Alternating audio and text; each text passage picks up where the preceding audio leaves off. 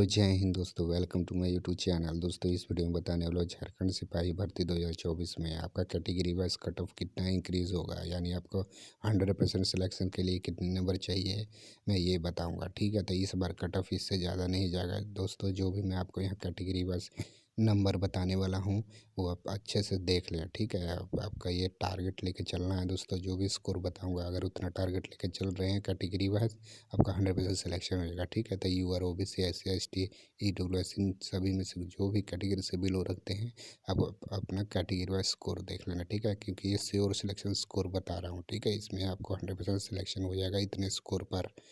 तो दोस्तों अगर मेरे चैनल पर नए हैं तो ज़रूर सब्सक्राइब करके जुड़ जाए। ठीक है, तो कट ऑफ व्यू जाने से पहले जो भी क्राइटेरिया वो जान लेते हैं दोस्तों, क्योंकि आपको ये जान लेना बहुत ज़्यादा ज़रूरी है। उसके बाद ही आप एग्ज़ाम देंगे, उसके बाद ही आपको पता चलेगा। ठीक है, कि कट ऑफ किस तरीके से आपका इंक्रीज़ होगा।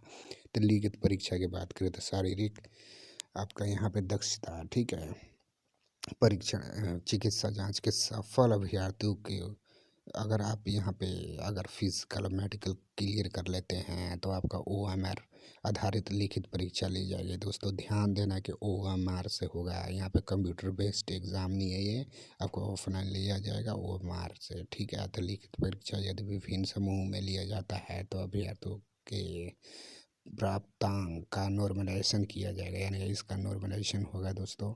यानी आप अच्छे से नेगेटिव मार्किंग से बच रहे हैं तो आपका नॉर्मलाइजेशन में बढ़ेगा। अगर नेगेटिव मार्किंग ज़्यादा कर रहे हैं तो आपको नॉर्मलाइजेशन में कम मार्क्स मिलेंगे, ये ध्यान देना है। तभी अभ्यर्थियों को मेगा सूची उनके प्राप्तांक के नॉर्मलाइज अंक के आधार पर तैयार किया जाएगा तथा परीक्षा फल प्रकाशन के पश्चात उन्हें नॉर्मलाइज्ड अंक दिया जाएगा। आरक्षी के पद पर नियुक्ति हेतु गठित मेगा सूची में स्थान पाने के लिए अभ्यर्थियों को लिखित परीक्षा में आरक्षण कोटिवार निर्धारित न्यूनतम आहर्ताक, यहाँ ध्यान देना दोस्तों, लिखा हुआ है यथा विवरणिका की कंडिका प्राप्त करना अनिवार्य होगा। नोट नीचे ध्यान देना दोस्तों, जो नोट लिखा है आपको ये ध्यान देना। लिखित परीक्षा के उपरांत प्रमाण पत्रों का, ठीक है, प्रमाण पत्रों का सत्यापन आयोग द्वारा करते हुए परीक्षा फल प्रकाशित किया जाएगा। ये ध्यान देना दोस्तों। अगला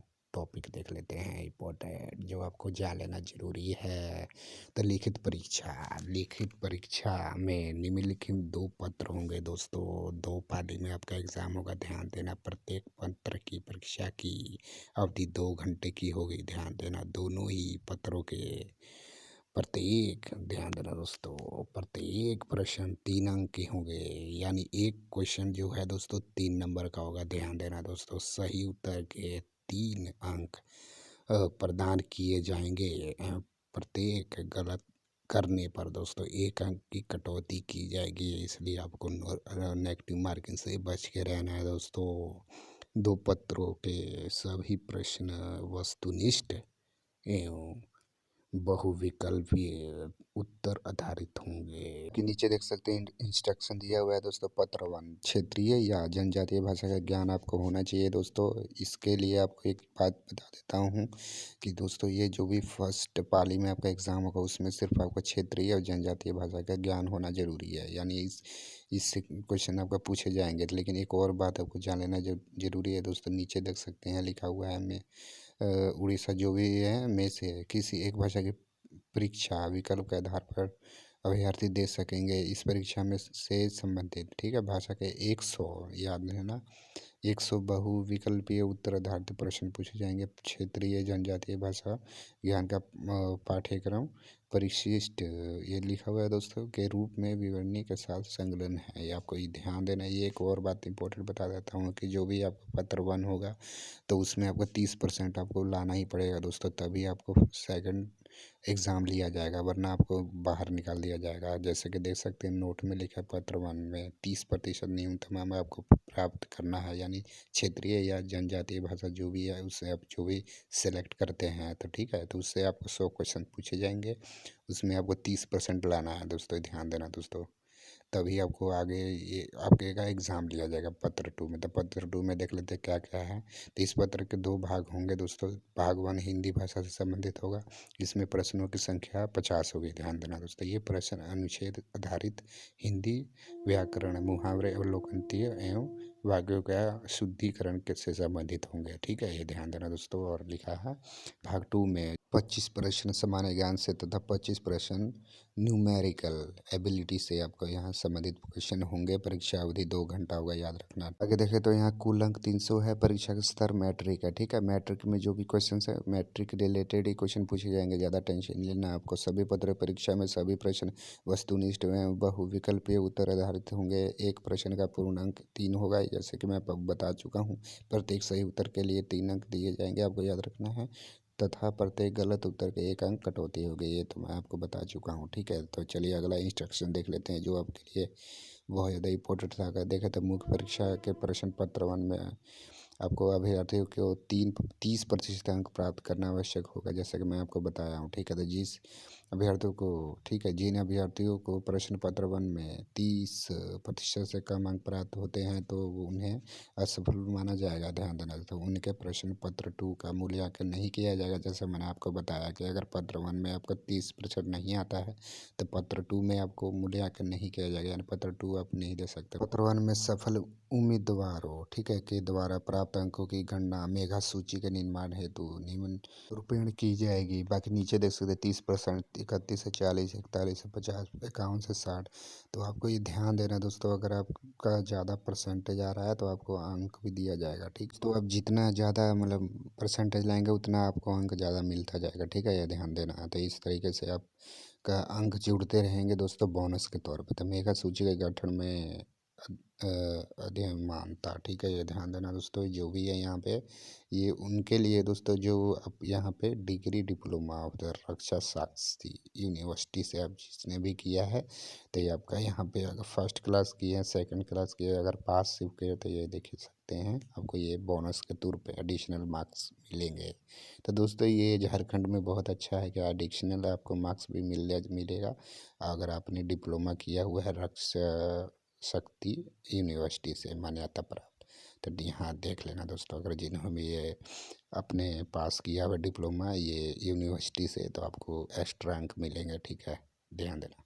तो ये इम्पोर्टेंट है दोस्तों, ये ध्यान देना दोस्तों। जो अभी यहाँ पे इंस्ट्रक्शन जो बताने वाला ये ध्यान देना दोस्तों। तो यहाँ पे देख सकते हैं तो यहाँ पे अनारक्षित 40% है दोस्तों, अनुसूचित जाति और अनुसूचित जनजाति का 32% है दोस्तों, अत्यंत पिछड़ा वर्ग का 34% दिया हुआ है, पिछड़ा वर्ग अनुसूची का यहाँ पे 36.5 दिया है, आदिम का 30%, आर्थिक रूप से कमजोर यानी ईडब्ल्यूएस वालों का 40%। तो ये क्या है दोस्तों, ये बता दूँ तो परीक्षा के दोनों पत्रों में प्राप्त अंक के योग के आधार पर यहाँ ध्यान देना दोस्तों, योग के आधार पर लिखा हुआ है यहाँ पे निम्न न्यूनतम अर्हतांक से कम अंक पाने वाले अभ्यर्थियों को मेगा सूची में शामिल नहीं किया जाएगा दोस्तों।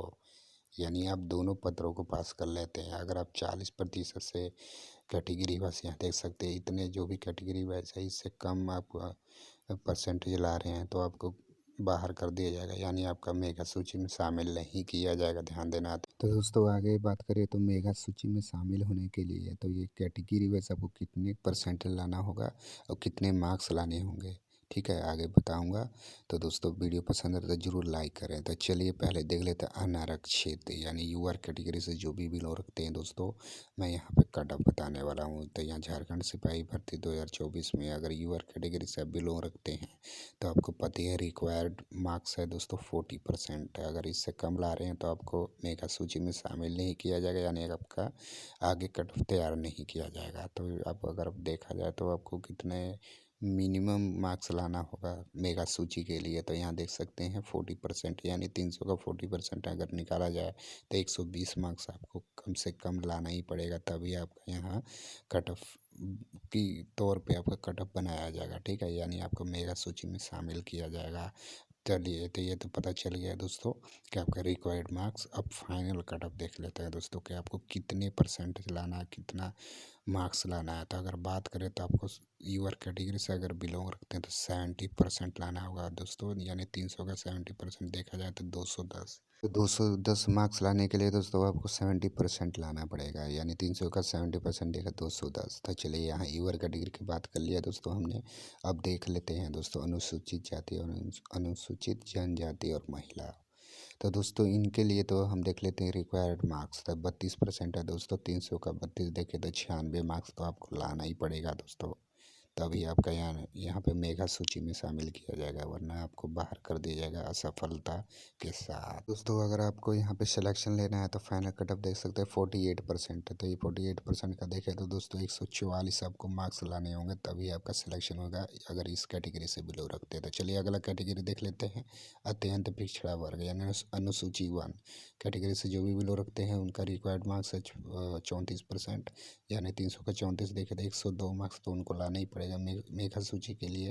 अगर इसी तरह से फाइनल कट ऑफ देखा जाए तो आपको यहाँ पे 53% लाना पड़ेगा, 300 का 53 देखा जाता है 159 है, यानी इतने मार्क्स लाएंगे तो 100% आपका सिलेक्शन हो जाएगा, यानी आप सिपाही बन जाएंगे, यानी मेघा सूची के साथ साथ आपका सिलेक्शन भी हो जाएगा। तो इसी तरह मैं आपको स्टेप बाय स्टेप सारा कैटेगरी का मैं यहाँ पे कट ऑफ बता दूंगा, ठीक है। तो दोस्तों कंटेंट अच्छा लग रहा है, वीडियो अच्छा लग रहा है तो लाइक करते जाएं। तो चलिए नेक्स्ट अब कैटेगरी पे चलते हैं। तो नेक्स्ट कैटेगरी है आपका पिछड़ा वर्ग अनुसूची 2 कैटेगरी से जो भी बिलोंग रखते हैं। रिक्वायर्ड मार्क्स है आपका 36.5, यानी 36.5% आपका रिक्वायर्ड है, ठीक है मार्क्स है, यानी 109.5 अगर आप यहाँ पे मार्क्स ला रहे हैं तभी आपका मेगा सूची में शामिल कर किया जाएगा, वरना आपको बाहर कर दिया जाएगा, ठीक है। तो फाइनल कट ऑफ देखा जाए तो कितने आपको परसेंट लाने हैं, कितने मार्क्स लाने हैं मैं बता रहा हूँ। तो पिछड़ा वर्ग के अनुसूची 2 से जो भी बिलोंग रखते हैं अगर 56% ला रहे हैं, यानी 300 का 56 देखा जाए तो 168 मार्क्स ला रहे हैं तो 100% आपका सिलेक्शन हो जाएगा। तो इस वीडियो में जो भी मैं बता रहा हूँ श्योर सिलेक्शन स्कोर बता रहा हूँ, ठीक है। तो चलिए नेक्स्ट अब कैटेगरी पे चलते हैं, आदिम जनजाति कैटेगरी से जो भी लोग रखते हैं रिक्वायर्ड मार्क्स है 23%, यानी 30% है। 300 का 30 देखे तो 90 आप मार्क्स ला रहे हैं तो आपको 100% मेगा सूची में शामिल कर दिया जाएगा। अगर फाइनल कट ऑफ देखा जाए आदिम जनजाति कैटेगरी वालों का तो 40% अगर आप सिर्फ ला रहे हैं, यानी 300 का 40 देखा जाए तो 120 आप मार्क्स लाएंगे तो आपका 100% सिलेक्शन हो जाएगा। नेक्स्ट कैटेगरी पर चलते हैं, आर्थिक रूप से कमजोर वर्ग यानी EWS कैटेगरी से जो भी बिलो रखते हैं रिक्वायर्ड मार्क्स है उनका 40% है, यानी 300 का 40 देखा जाए तो 120 आपको यहाँ पे मार्क्स लाने ही पड़ेंगे, यानी यूआर कैटेगरी जितना आपको यहाँ पे मेगा सूची में शामिल होने के लिए लाना पड़ेगा। यानी जैसे कि मैंने यहाँ बताया था अनारक्षित कैटेगरी वालों का सेम है 40% मेगा सूची में शामिल होने के लिए। लेकिन फाइनल कटअप कितना जाएगा, तो फाइनल कटअप यूआर कैटेगरी उससे थोड़ा सा कम जा सकता है EWS वालों का, ठीक है। तो फाइनल यहाँ पे 65% लाना होगा, 300 का 65 देखे तो 195 मार्क्स आपको लाना ही पड़ेगा, तभी आपका सिलेक्शन होगा, ठीक है। यानी आपको वर्दी पाने के लिए आपको 65% यानी 300 का 65 देखे तो 195, ठीक है, मार्क्स लाने पड़ेंगे। जैसे कि मैं आपको बताया था कि 300 ही मार्क्स तक आपका यहाँ पे ये होगा टोटल। जैसे कि एक क्वेश्चन 3 नंबर का है, ठीक है। तो इसी तरह अगर आप 195 मार्क्स ला लेंगे EWS कैटेगरी तो आपको 100% सिलेक्शन हो जाएगा, ठीक है, 65%। तो दोस्तों ये इस वीडियो में मैं आपको सारा कैटेगरी वाइज बता चुका हूँ। तो दोस्तों अगर मेरे चैनल पर नए जुड़े हैं तो ज़रूर जुड़ जाएँ, और वीडियो कैसा लगा आप ज़रूर कमेंट सेक्शन में बताएँ, लाइक करते जाएँ, सपोर्ट ज़रूर करें दोस्तों, ठीक है। तो यहाँ कैटेगरी सारे कैटेगरी का मैं यहाँ बता चुका हूँ कि किस तरीके से आपका कट ऑफ जाएगा। तो इस वीडियो में इतना ही दोस्तों। तो दोस्तों चलिए नेक्स्ट वीडियो में मिलेंगे। वीडियो पसंद आए तो लाइक कर दें, चैनल पे नए हैं तो सब्सक्राइब कर दें। चलिए नेक्स्ट वीडियो में मिलेंगे। जय हिंद दोस्तों।